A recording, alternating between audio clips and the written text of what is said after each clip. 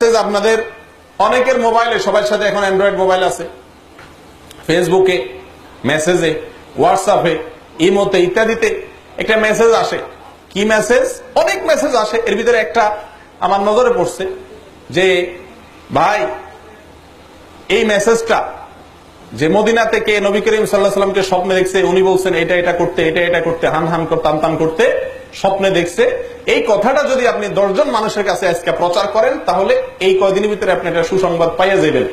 আর যদি প্রচার না করছেন তো আপনার 14 গোষ্ঠী শেষ। এই জাতীয় একটা মেসেজ আপনারা দেখছেন নি? আচ্ছা, মিথ্যা, ইসলামের নামে মিথ্যা এবং ভুয়া একটা জিনিস প্রচার করছে। আমি অনেক ভালো ভালো মানুষ জানতাম, ভালো ধারণা ছিল, অনলাইনে পরিচয়, এরকম মানুষকেও দেখি এই মেসেজ পাঠায়। তো এই লোক একটি বিদআত, ইসলামের নামে একটি ভুয়া জিনিসকে প্রচারে যদি সে লিপ্ত হয়, তো ওই যে 10 জনে পাঠাচ্ছে, 10 জন কত 10 জন যাচ্ছে, এ সবার গুনাহগুলো তাদেরটা তো তাদের আছেই, আপনার আমল নামে এক্সট্রা হিসাবে জমা হচ্ছে। আল্লাহ তাআলা আমাদেরকে হেফাজত করে।